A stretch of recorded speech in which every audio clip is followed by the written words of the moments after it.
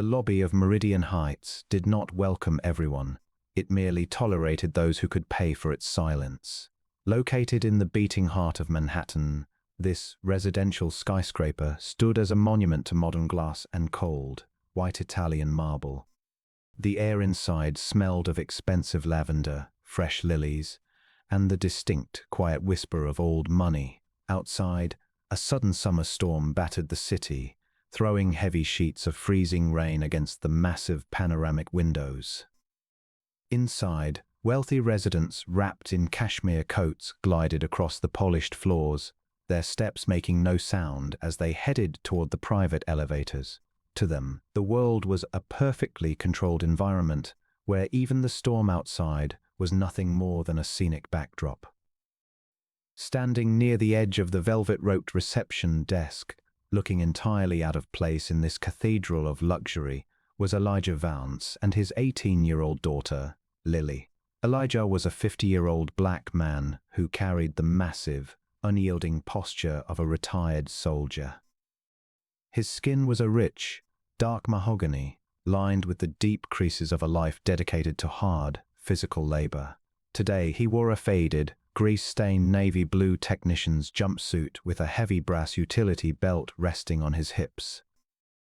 In his right hand, he carried a rusted metal toolbox that clinked softly with every step. To anyone passing by, Elijah was nothing more than a low-income plumber hired to fix a broken pipe in the dark, wet depths of the basement. Beside him, Lily walked with quiet, tentative steps, her eyes darting nervously toward the security guards. She was a brilliant young woman, possessing her father's deep, intelligent amber eyes.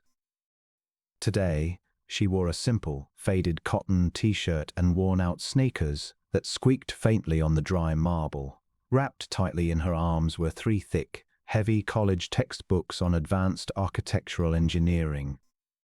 They were second-hand books with creased covers and yellowed pages, but to Lily, they were her most valuable possessions. She had just received a prestigious, full-ride scholarship to the city's top university, and today was supposed to be a day of celebration. Yet the icy, judgmental stares of the wealthy residents made her feel like an unwanted intruder in her own skin, a speck of dust on a pristine mirror. "Dad," Lily whispered, her voice barely a thread against the heavy glass-paneled walls. "Please, let's just go back to the truck. The security guards have been watching us since we crossed the street. I don't mind waiting." Really, she clutched the water-damaged textbooks closer to her chest, her knuckles white, her shoulders tense with the heavy weight of feeling like an intruder. Her entire life had been defined by cramped rental apartments, leaking ceilings, and the constant, nagging fear of eviction. Coming here, to the most expensive residential tower in the city, felt like a beautiful, terrifying dream she was not allowed to have. Elijah stopped. The heavy, rusted toolbox in his right hand met the pristine marble floor with a soft, metallic thud. He did not care about the cold, judgmental glares of the high society patrons passing by. He did not care about the hushed, disgusted whispers of the receptionist. He slowly knelt down, bringing himself to eye level with his daughter. When he looked at Lily, the stern, weathered exhaustion on his face vanished, replaced by an amber gaze of profound, unconditional devotion. His massive, calloused hands that had spent decades doing the grueling, invisible labor of the city reached out and gently tucked a stray curl of dark hair behind her ear. "Lily, look at me," Elijah said, his deep, resonant baritone grounding her fears instantly. "For 4 years, you studied by the dim light of a single desk lamp in our cramped kitchen while the subway roared outside. You took every exam, read every page, and earned that university scholarship with your own brilliant mind. I promised you that when you got into this school, you would never have to worry about a leaking ceiling or a cramped room again. I worked every hour, saved every dollar, and fought every battle so you could stand here today. Walk with your head held high, baby girl. You belong in the light just as much as anyone else in this building." What Elijah did not tell his daughter was the real reason they held the golden key to Suite 40B. 10 years ago, Elijah Vance was not just a technician in a faded blue jumpsuit. He was the legendary, reclusive real estate mogul and the majority shareholder of Vanguard Group, the massive global conglomerate that actually owned the title deeds to 40% of Manhattan's luxury skyline, including Meridian Heights itself. He was the master architect who had drafted the structural blueprints for this very tower. But when his wife passed away and he was left to raise Lily alone, he walked completely away from the boardrooms, locking his sovereign executive credentials in an encrypted vault, choosing to live a quiet, invisible life to focus entirely on being a father. He wanted Lily to earn her place on her own merit, without the shadow of his billions, but he would never allow the world to dim her light. Elijah stood up, his towering 6'3" frame straightening as he took Lily's hand. Together they walked past the velvet ropes, heading directly toward the private, golden-plated touchscreen elevators. But just as they reached the sensor, the sharp, authoritative click of polished leather shoes echoed behind them, cutting through the quiet air like a blade. Before the elevator doors could slide open, a cold, clinical voice cut through the ambient warmth of the lobby. "Step away from those sensors immediately." The voice belonged to Richard, the chief residential director of Meridian Heights. Richard was a man in his mid-30s who looked as though he had been meticulously assembled in a high-end department store.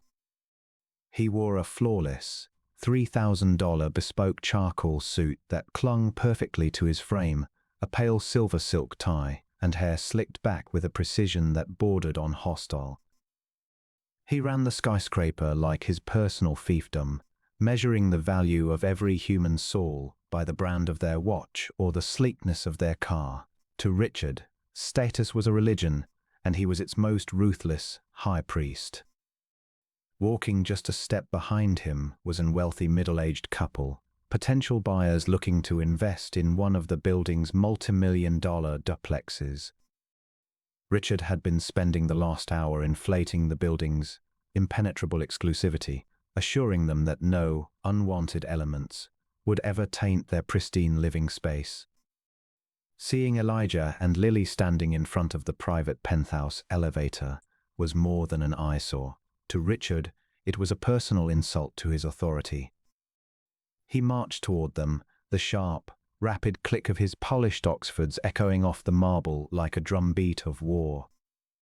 He did not look at Elijah's face. His eyes locked instantly onto the faded, grease-stained fabric of the blue technician's jumpsuit, the heavy tool belt, and the microscopic traces of damp mud on the man's work boots. "Do you have a learning disability, or can you just not read?" Richard barked, stopping mere inches from Elijah, his face twisted into a sneer of pure, classist disgust. "The service entrance for plumbers, trash collectors, and technicians is located in the dark arc alleyway behind the building. No manual laborers are permitted to use the residential lobby. You are tracking filth onto a floor that costs more than your annual salary. Turn around and get out through the back door now." Elijah did not step back.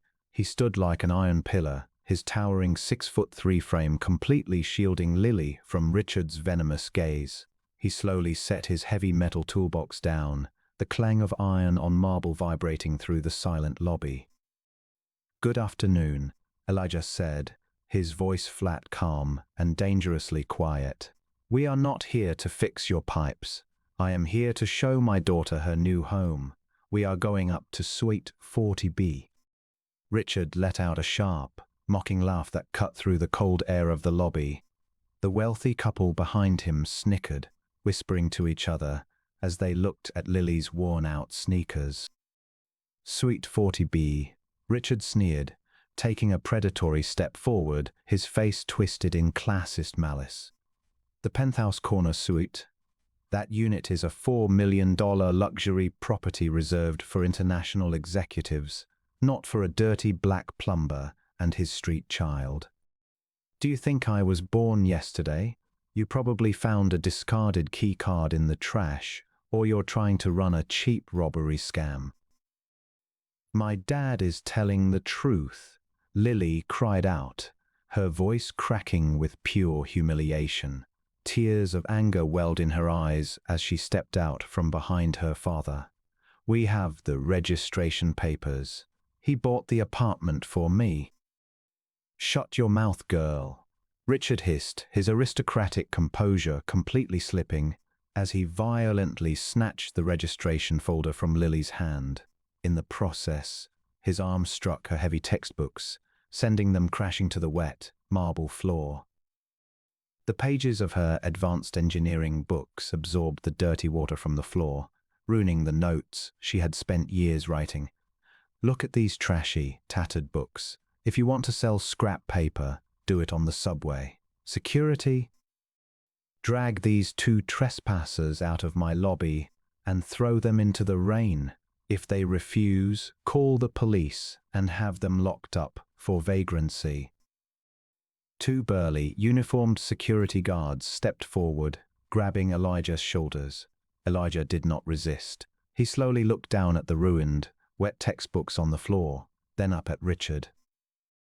In the dim light of the lobby, Elijah's amber eyes narrowed into two freezing points of absolute, terrifying authority. The subservient mask of a quiet technician vanished, replaced by the chilling gaze of a king about to evict a parasite from his palace. He let the guards escort him and his weeping daughter out into the freezing rain. Outside, the storm was raging. The freezing rain soaked through Elijah's canvas jumpsuit, but he didn't seem to feel the cold. He stood under the small awning of the building's exterior, wrapping his large, warm arms around Lily, who was sobbing uncontrollably against his chest, clutching her ruined textbooks. "I'm sorry, Dad," Sully sobbed, her voice breaking. "I'm so sorry. I shouldn't have wanted to live here." The system is rigged for people like Richard. Elijah gently wiped the tears and rainwater from his daughter's pale cheeks. "Lily, look at the building," he murmured, pointing up at the towering, 50-floor glass giant. Richard is just a tenant who thinks he owns the mountain because he painted the front door. He doesn't know who poured the concrete. Slowly, Elijah reached into the secret, waterproof inner pocket of his worn-out technician's jacket. He did not pull out a wallet. He pulled out a sleek, matte black encrypted titanium smartphone. The screen didn't display a standard commercial network. Instead, it flashed a military-grade security matrix with a single, glowing sapphire blue logo of a Compass the Ancient, private crest of the firm's founding architect. Elijah pressed his thumb against the biometric scanner. The phone chimed, displaying a terrifying command prompt. "Master Architect Direct Override. AL Connells Active." He placed the phone to his ear. "Marcus." Elijah spoke into the receiver. His voice had dropped its quiet, polite tone. It was a deep, rumbling baritone that carried the physical gravity of an avalanche. "The regional management contract for Meridian Heights is compromised. An executive named Richard has violated our core code of human integrity. Terminate his credentials, lock down Suite 40B, and freeze his personal accounts. Do it now." Up on the 41st floor, inside the beautiful, sunlit showroom of Suite 40B, Richard was smiling warmly. The wealthy couple was marveling at the panoramic views of the Manhattan skyline.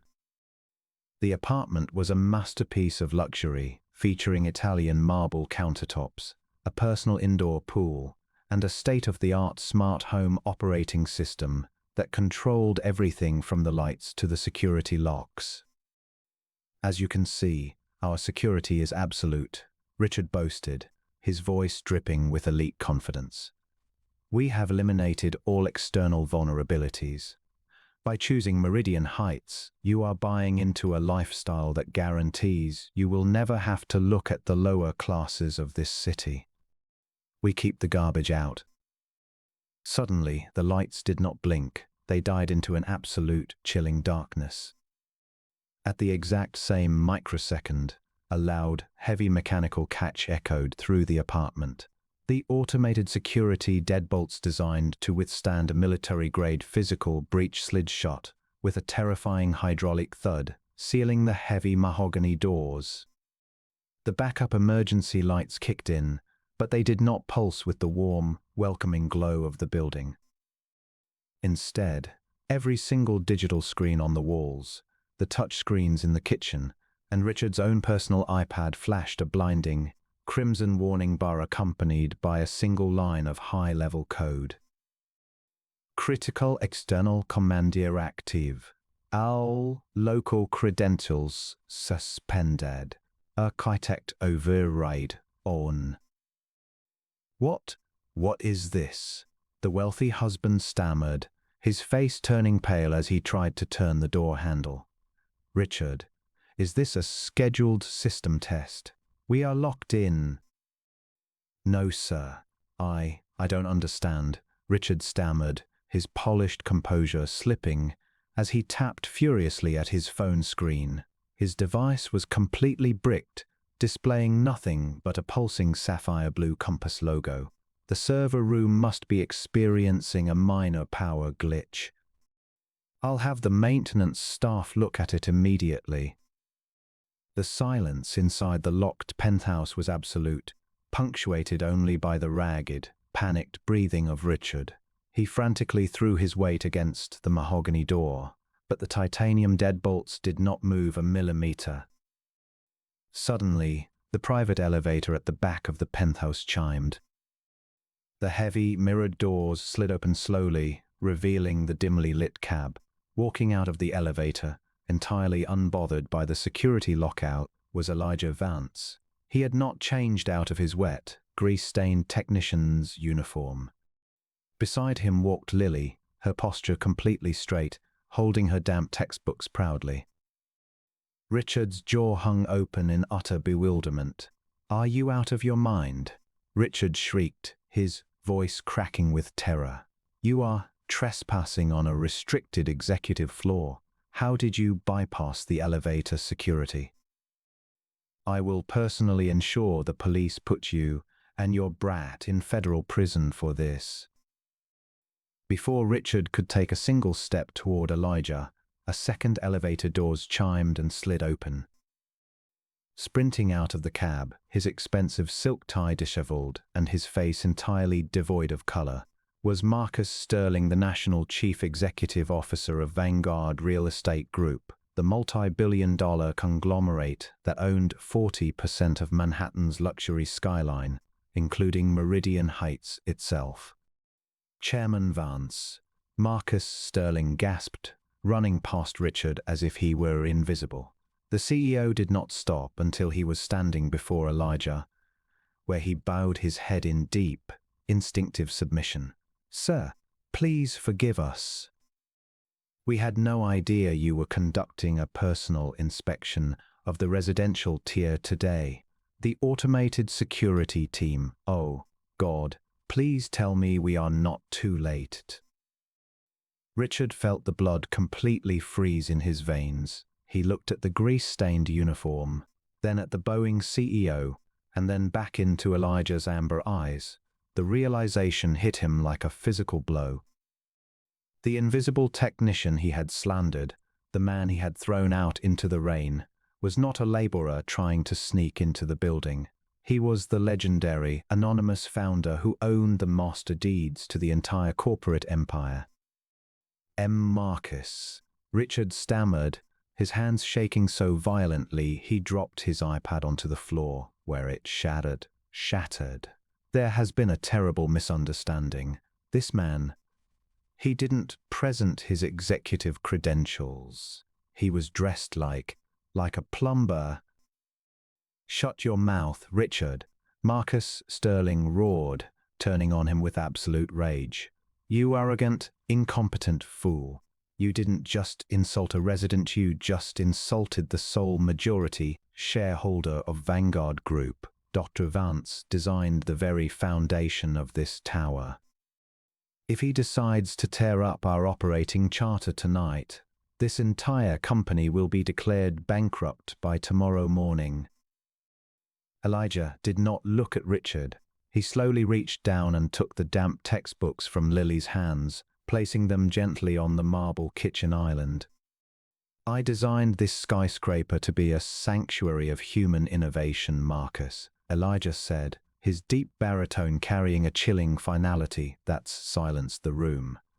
I wore this uniform today because I believe that the man who designs the tower should always remember the soil. But your manager thinks a $3,000 suit gives him the right to treat human beings like garbage. He told my daughter she didn't belong in the light because of the canvas of my coat and the scuffs on my boots. Richard backed away until his spine slammed into the heavy glass balcony doors, his polished Oxford shoes slipping on the floor. "Please, Dr. Vance, please." Richard whimpered, dropping to his knees, his hands clasped together in desperate prayer. "I was only trying to protect the demographic of the building. I didn't know. I have a family.